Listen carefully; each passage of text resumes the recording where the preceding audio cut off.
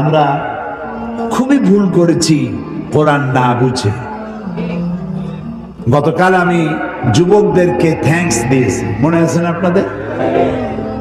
যুবকরা আমাদের প্রাণ শক্তি।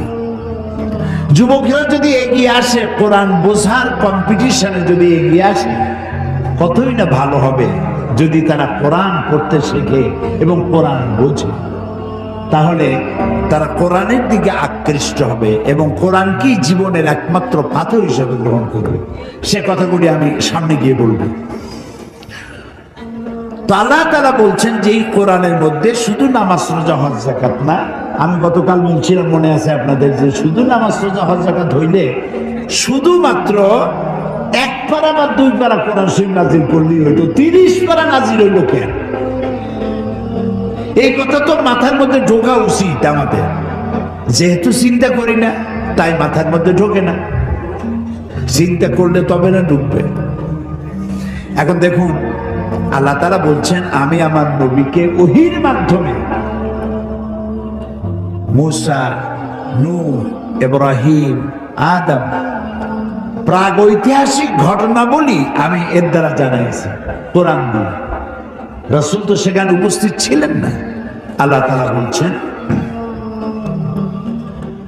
তিলকা মিন আনবাইল গায়বি নূহিহা ইলাইকা মা কুনতা তা'লামুহা আনতা ওয়ালা কওমুক মিন ক্বাবলি হাযা।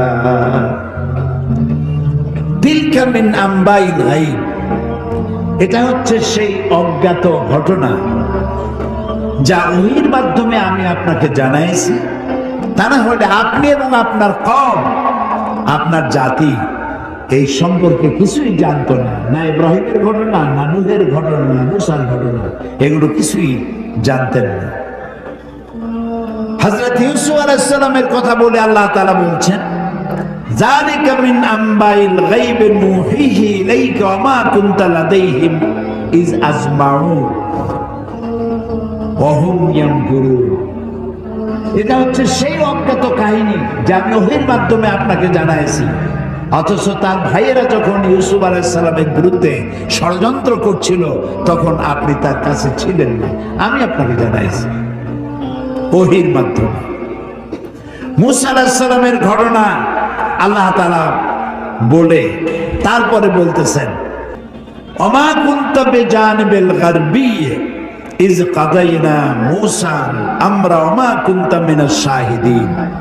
মুসা আলাইহিস সালাম তিনি পশ্চিম সেই সিনাই পর্বতের পশ্চিম দিগন্তে, পশ্চিম প্রান্তে তিনি যখন আক্রান্ত হয়েছিলেন, সেখানে আপনি উপস্থিত ছিলেন।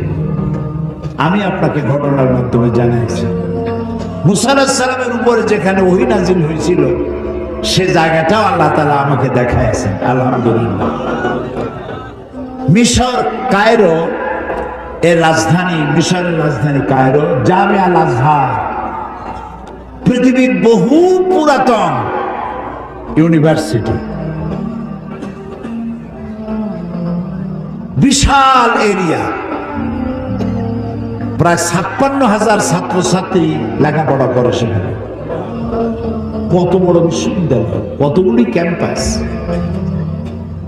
তো সেই বিশ্ববিদ্যালয়ের আমন্ত্রণে আমি সেখানে গিয়েছি, 5 দিন ছিলাম।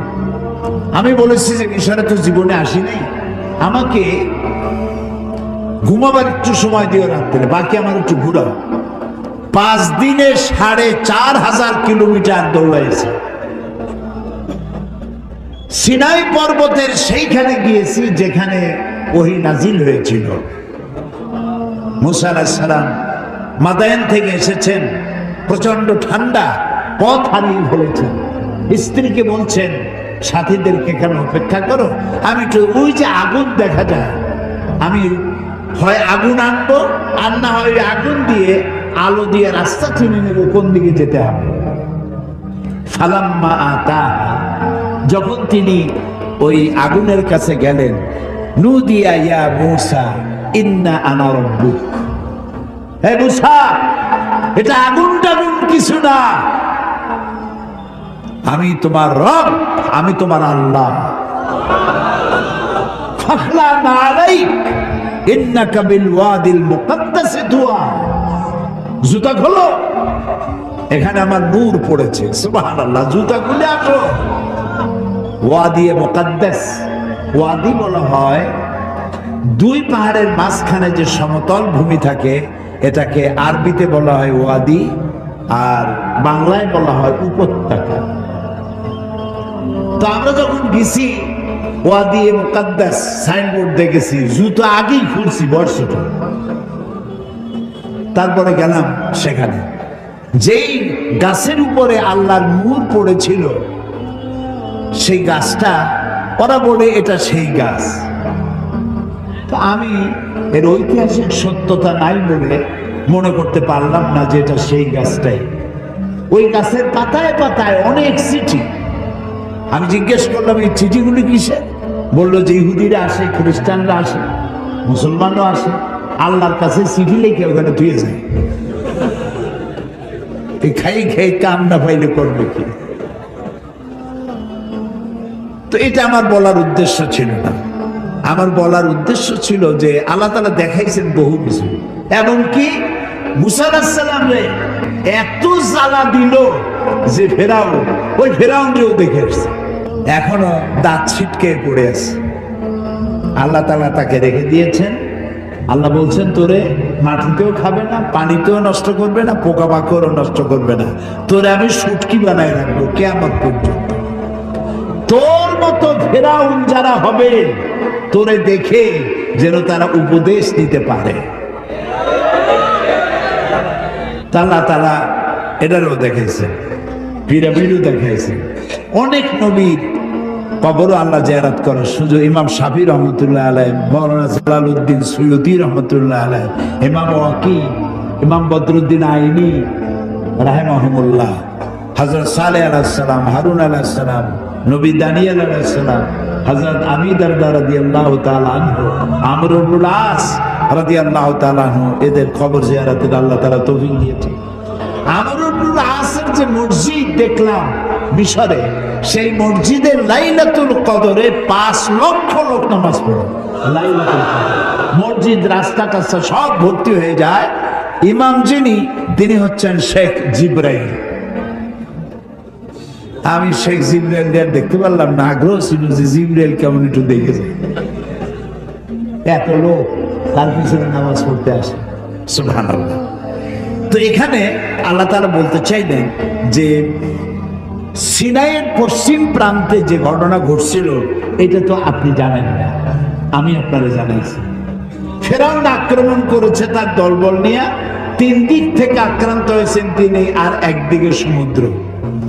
সাথীরা বলছে ইন্না লামুদরাকুন, ইন্না লামুদরাকুন, আমরা তো পাকড়া হয়ে গেছি, আমাদের তো পালাবার কোনো উপায় নাই। মুসা আলাইহিস সালাম কার নবী? জবাব দিতে দেরি হইল কেন? মুসা কার নবী? উম্মত ভাঙে গেছে, উম্মত কি হয়ে গেছে? ঘাটে গেছে, ভয় পাই গেছে। 3 দিক দিয়ে আসে কারা? শত্রু সৈন্য 3 দিক, আর একদিকে কি? সমুদ্র। ঘাবড়াবার তো কথাই, আপনি আমি হলে তো হার্ট ফেল করবো। কোন দিকে যাবো? ফাইনাতা যাবো, যাওয়ার জায়গা। কিন্তু মুসা আলাইহিস সালাম আল্লাহর নবী, তিনি বলছেন কাল্লা কাল্লা, কখনোই নয়, ভয় পেও না, রব্বি সায়াহদিন, অবশ্যই আল্লাহ আমাদেরকে পথ বের করে দিবেন। কাজী মেঘের মতো কালো ঘন কৃষ্ণ মেঘের মতো উত্তর গগন কালো মেঘে ছেয়ে গেছে, থমথমে ভাব, ঝোড়ো হাওয়া এখনই প্রবাহিত হবে। 30 ফুট উঁচু হয়ে জলোচ্ছ্বাস এসে উপকূলীয় এলাকা ভাসায় নিয়ে যাবে, বজ্রসহ বৃষ্টিপাত হবে, ঝড় বন্যায় উড়ায় নিয়ে যাবে, সুনামি হবে। আল্লাহ তাআলা ছোট্ট একটু বাতাসের আঘাত দিয়ে সব সরাই দিতে পারে। বলেন সুবহানাল্লাহ, জোরে বলেন সুবহানাল্লাহ। কি ক্ষমতা তার!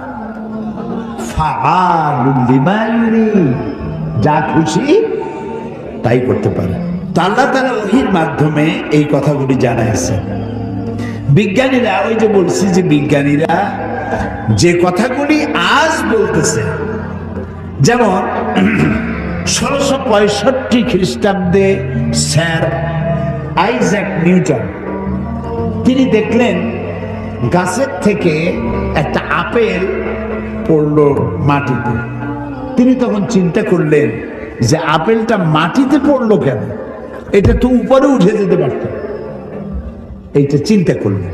চিন্তা করে করে 1665 খ্রিস্টাব্দে তিনি মাধ্যাকর্ষণ শক্তি, ল অফ গ্রাভিটেশন, এটা আবিষ্কার করলেন। কত খ্রিস্টাব্দে? 1665। অথচ কোরআনে কারীম স্যার আইজ্যাক নিউটনের জন্মের 1000 বছর আগে সূরা ফাতির 41 নম্বর আয়াত আল্লাহ তাআলা বলছেন, ইন্নাল্লাহা ইউমসিকুস সামাওয়াতি ওয়াল আরদা আন তাজুলা। নিশ্চয়ই আল্লাহ তাআলা চন্দ্র, সূর্য, গ্রহ, নক্ষত্র সব একটার সাথে আরেকটাকে সম্পৃক্ত করে রেখেছেন, যাতে একটার থেকে আরেকটা বিচ্ছিন্ন হয়ে না যায়। এটাই হচ্ছে ল অফ গ্রাভিটেশন। এই মাধ্যাকর্ষণ শক্তির কথা কোরআন 1500 বছর আগে এ কথা আল্লাহ তাআলা বলেছেন। তো দুর্ভাগ্য, কোরআন বুঝি না, কোরআন শুধু সবের নিয়তে পড়ি। একবার সূরা ইয়াসিন পড়লে 10 খতম করেছে এর সব। এই যদি হয় তাহলে গোটা কোরআন শরীফ পড়ার আমার দরকার থেকে, খালি সূরা ইয়াসিন পড়লি তো হলো। 3 বার সূরা ইখলাস পড়লে 1 খতম কোরআন শরীফের সব। তাহলে কোরআন পড়বি কেন মানুষ? আহারে মানুষ, আহারে কপাল পড়া মানুষ। এখন চন্দ্র, সূর্য, গোটা সৌরজগৎ সব ঘুরছে। এটা কোপারনিকাস, গ্যালিলিও, নিউটন, আইনস্টাইন ওনারা আবিষ্কার করেছেন যে সবকিছু ঘুরছে। এটা বলতেছেন ওনারা এই কয়েকশো বছর আগে। অথচ 1500 বছর আগে আল্লাহ তাআলা কোনটা ঘোরে? চন্দ্র ঘোরে না সূর্য ঘোরে না দুনিয়া ঘোরে? কে ঘোরে? একথা সূরা ইয়াসিনে আল্লাহ তাআলা তার নবীর কাছে বলে দিয়েছে। লাশ-শামসু ইয়ানবাগি লাহা আন তুদরিকাল কামারা ওয়ালাল লাইলু সাবিকুন নাহার ওয়া কুল্লুন ফি ফালাকিন ইয়াসবাহুন। প্রবল জ্ঞানী হইবে যাহারা, আপন মনেতে বুঝিবে তাহারা। রাত্রি পারে না আগে যাইবার, দিনের স্থান করি অধিকার। যার যে স্থান বহাল রাখিয়া ভ্রমণ করিছে খোদাকে ডরিয়া। শুধু পৃথিবী করে না, আল্লাহ তাআলা বলছেন ওয়া কুল্লুন ফি ফালাকি ইয়াসবাহুন। যা কিছু আছে মহাশূন্যে, এই পৃথিবীটাও মহাশূন্যে। পৃথিবীটা কোথায়? মহাশূন্যের উপরে ভাসমান। তো মহাশূন্যে অকুল্লুন ফি ফালাকি ইয়াসবাহুন, মহাশূন্যে যা কিছু আছে সব ঘুরতেছে আর ঘুরছে। Activity's life, inactivity's death. যতদিন ঘুরবে ততদিন সব ঠিক থাকবে। আর যেদিন এই ঘূর্ণায়মান এই চক্রের আবর্তন বন্ধ হয়ে গিয়ে যখন ঘোরা বন্ধ হবে, তখন একটা প্রচন্ড আঘাতের মাধ্যমে, প্রলয়ঙ্করী আঘাতের মাধ্যমে দুনিয়ায় কিয়ামত অনুষ্ঠিত হয়ে যাবে। তো আল্লাহ তাআলা কোরআনে কারিমে এই কথাগুলি অনেক আগে বলে রেখেছেন। The universe and doctor Einstein গ্রন্থে তারা বলেছেন যে সূর্য ধীরে ধীরে এর আলো কমে যাবে, আলো থাকবে না, আর তারাগুলো পোড়া কয়লার মতো হয়ে যাবে। কারা বলতেছে? বিজ্ঞানীরা বলছে। কোরআন, ওরা আজকে যেটা বললো, কোরআন বলেছে অনেক আগে। কি বলেছে? يسأل أيان يوم القيامة فإذا برق البصر وخسف القمر وجمع الشمس والقمر আল্লাহ তাআলা বলছেন এরা রাসূলকে জিজ্ঞেস করে কিয়ামত কবে হবে। আল্লাহ তাআলা বলছেন জবাব দিয়ে দেন কিয়ামত হবে যে সময় চন্দ্র আলো হারিয়ে ফেলবে, সূর্য আলো হারিয়ে ফেলবে, আর চাঁদ আর সূর্য এগুলি সব একাকার হয়ে যাবে। তাহলে এই কথাগুলি বিজ্ঞান আবিষ্কার করার অনেক আগে কোরআন এসব কথা বলে রেখেছে। প্রকৃতির নিয়মে একদিন সব লন্ডভন্ড হয়ে যাবে।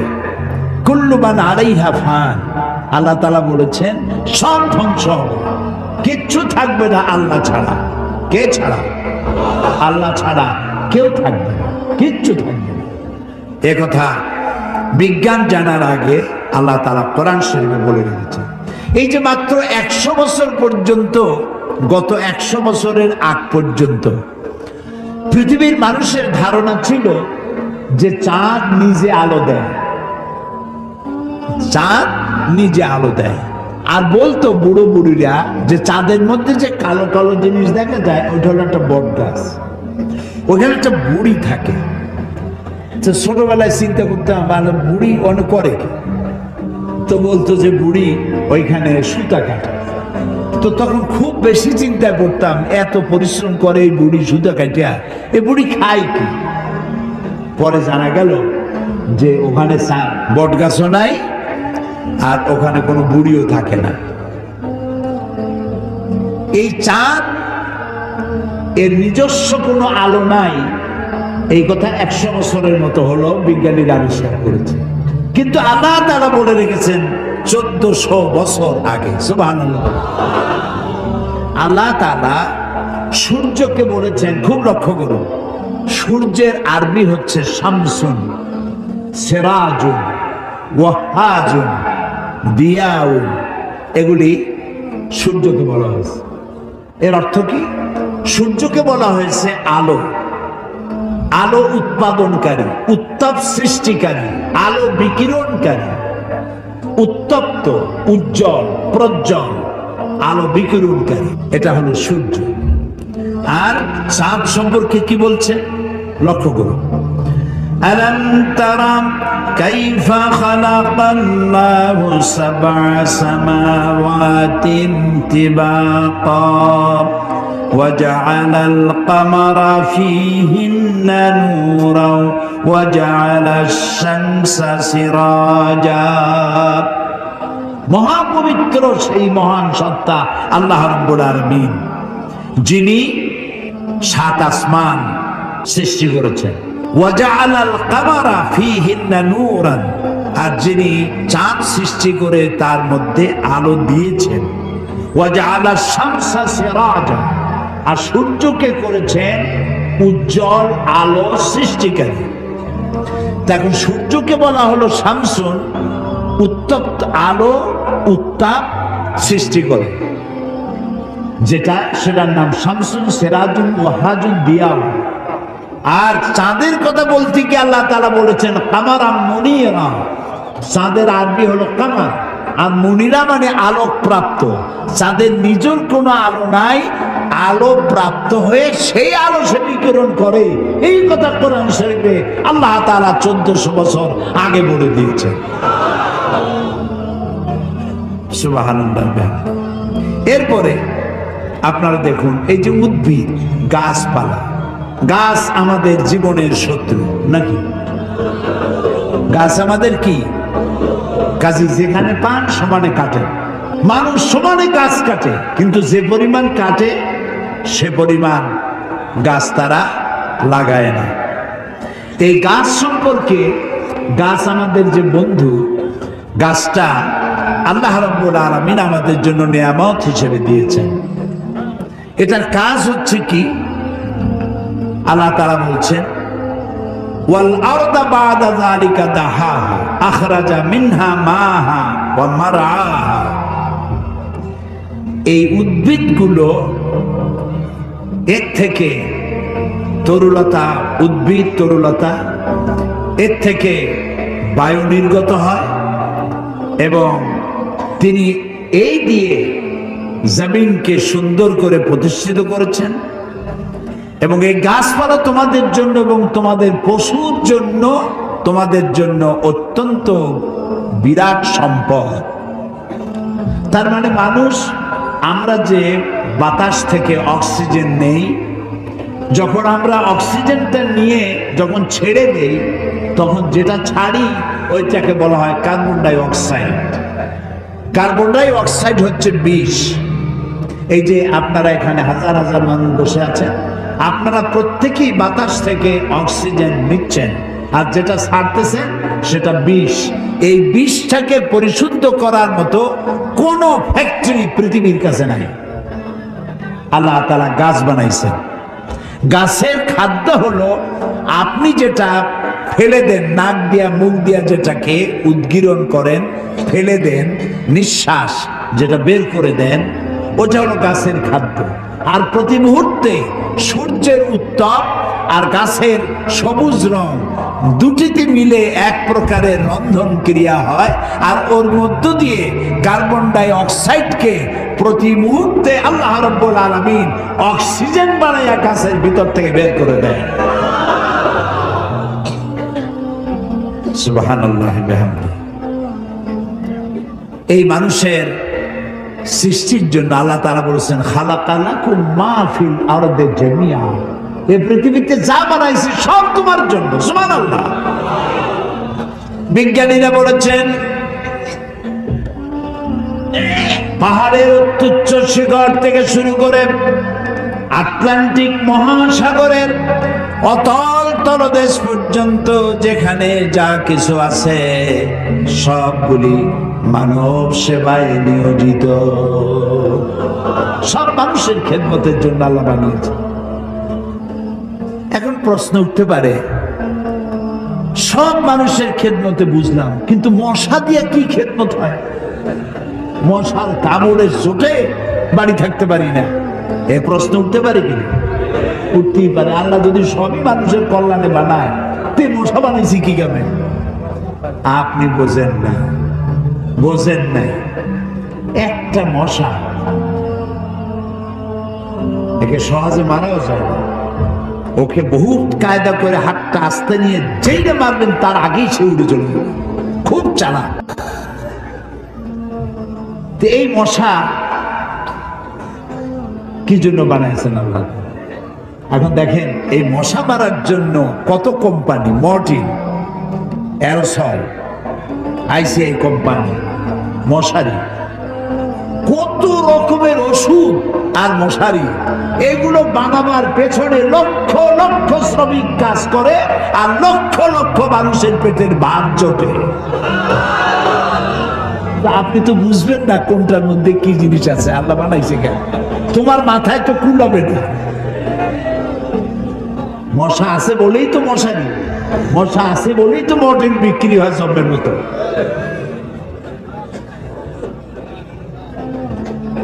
এখন চিন্তা হইতো, তাহলে সাপ বানাইছে কেন? সাপ বানাইছে কেন তা জানেন না তো? সাপের চামড়া দিয়া, সাপের চামড়ার মেলা দাম, এ দিয়ে ভ্যানিটি ব্যাগ তৈরি হয়, মহিলারা ব্যবহার করে, খুব দামি। আর সাপের বিষ, এটা দিয়ে ঔষধ তৈরি হয়। সব থেকে বিষাক্ত সাপ যেটা, যেই সাপের বিষ ব্লাড টাচ করার সাথে সাথে মানুষ মারা যায়, এই ধরনের মারাত্মক আফ্রিকান কোবরা, সেই সাপের বিষ দিয়ে মানুষের জীবন রক্ষাকারী লাইফ সেভিং মেডিসিন তৈরি হয়। সুবহানাল্লাহ। মরবে ঠিক, মানুষ মরবে ঠিক, কিন্তু মরার আগেও কথা বলে মরবে, এরকম ওষুধ সাপের বিষ দিয়ে তৈরি হয়। সুবহানাল্লাহ, সুবহানাল্লাহ। আমরা আল্লাহ তাআলার সৃষ্টি সম্পর্কে গবেষণা করলেই বুঝতে পারবো। আর চিন্তা ভাবনা না করলে, খালি যদি খায়, জম্মের খাওয়া খাইয়া পেট একটা তরমুজের সাইজ বানায় খালি, কিন্তু চিন্তা করে না খাইলাম কি। প্রিয় ভাই সব, এরপরে আল্লাহ তাআলা কোরআন শরীফের মধ্যে বলেছেন, আমি তোমাদেরকে পানি দিয়েছি। কি দিয়েছি বলেন না? পানি। জীবনের জন্য পানি সব থেকে বেশি প্রয়োজন। জীবনের জন্য সব থেকে বেশি প্রয়োজন কি? পানি। এই পানি এর এক নাম হলো জীবন। পানির এক নাম, এই পানি যদি বগুড়ায় 10 ফিট উঁচু হয়ে আসে, নাম হবে কি? মরণ। একটু আগেই জীবন, পর মুহূর্তে মরণ। এই পানি আল্লাহ তাআলা জীবনের জন্য পানি সৃষ্টি করেছেন। ফারাক্কার বাগটার নানা রকমের বাঁধ দিয়ে, আন্তর্জাতিক নদীর বাগটার দিয়ে পানির সরবরাহ হবে, নদীর নাব্যতা কমে যাবে, আপনার পানির সংকট হতে পারে। এটা সব থেকে বেশি কে জানে? এই আল্লাহর নামে তো আসছে কোন কেন, কে জানে? ওই আল্লাহ রাব্বুল আলামিন প্রাণী জগতের সবচাইতে বেশি প্রয়োজনীয় যেই জিনিসটি পানি, সেই পানির জন্য আল্লাহ রাব্বুল আলামিন একটি মহাদেশ, যেটা শুধু পানির পাহাড় অর্থাৎ বরফের পাহাড় দিয়ে ঘেরা একটা মহাদেশ, মানুষ নাই, জন নাই, মহাদেশটা শুধু পানির বরফের পাহাড় দিয়ে আল্লাহ বানায় রাখছেন। নাম কি? অ্যান্টার্কটিকা। এখানে শুধু আছে শ্বেত ভল্লুক আর আছে পেঙ্গুইন। পেঙ্গুইন পাখি। এই পেঙ্গুইন পাখি পানির মধ্যেও ডুবাইতে পারে, বাতাস দিয়েও উঠতে পারে। এই পেঙ্গুইন পাখিগুলি আমি দেখেছি, সে ডিম পেড়ে তাকে 3 মাস 90 দিন ডিমে তা দিতে হয়। ডিমটা পারলো কিসের মধ্যে? বরফের মধ্যে। এখন ওর তো তাপ না হলে তো ফুটবে না, সেই জন্য ওইটার উপরে তাকে দাঁড়ায় থাকতে হবে। পেঙ্গুইন কিন্তু আবার এই শুইতে বসতে পারে না, দাঁড়ায় থাকে। আর গায়ে একটা কালো চাদরের মতো, মুখটা সাদা, মনে হয় সৌদি প্রিন্স। হাঁটেও খুব কায়দা করে, জমিদারি স্টাইলে হাঁটে। তো বাচ্চা ডিম দিয়ে ডিমের উপরে সে দাঁড়ায় থাকে, তার শরীরের একটা অংশ ডিমের উপরে দিয়ে দাঁড়ায় থাকে। 3 মাস 90 দিন দাঁড়ায় থাকতে হবে। এই 90 দিন সে খাবে কি? ওর স্বামীকে, পুরুষ পেঙ্গুইনকে আল্লাহ এত দয়া দিছেন, ও মাছ ধরে ধরে প্রত্যেক দিন ওর বউরে খাওয়ায়। সুবহানাল্লাহ, সুবহানাল্লাহ। এই যে টেলিভিশনের মধ্যে নানান রকমের আছে, কি বলে, চ্যানেল, এইসব হাবি জাবি উল্লুক মার্কা লাভ ঝাপ না দেখে অ্যানিমেল প্ল্যানেট দেখেন, ডিসকভারি দেখেন, ন্যাশনাল জিওগ্রাফি দেখেন। পশুর মধ্যেও কত মায়া আল্লাহ দান করেছেন। আমার নিজের চোখে দেখলাম এক ক্ষুধার্ত বাঘ, ক্ষুধার্ত বাঘ না, সিংহী। এই সিংহী ক্ষুধার্ত একটা হরিণের পালের উপরে জাম্প করেছে, হরিণ দিছে দৌড়। কিন্তু একটা বাচ্চা হরিণ সে কোন রকম দাঁড়ায়, আবার পড়ে যায়। দাঁড়ায় মনে 3-4 দিন হয়েছে, দৌড়াইতে পারে না। সিংহটা ওর কাছে গেল, আমি মনে করলাম যে খাইয়ে বেড়াবে এখন। তা দেখলাম যখন হরিণটা পড়ে যায়, তখন হাতটা দিয়ে এরকম উঁচু করে দাঁড় করায় দেয়। এইভাবে দাঁড় করাইলো, শুয়ে পড়লো, দাঁড় করাইলো, সে এরকম ঠেলতে ঠেলতে নিতে নিতে সিংহীর বাচ্চাগুলি যেখানে শোয়া, সেইখানে এই বাচ্চাটাকে নিয়ে গেল, নিয়ে নিজে কাইত হয়ে শুয়ে পড়লো। বাচ্চারাও, সিংহের বাচ্চারাও দুধ খাইলো, হরিণের বাচ্চাটাও দুধ খাইলো। তার মানে এই সিংহ তার হিংস্রতা, মাতৃত্বের স্নেহের সামনে এটা অবনমিত হয়ে গেছে, হার মেনে গেছে।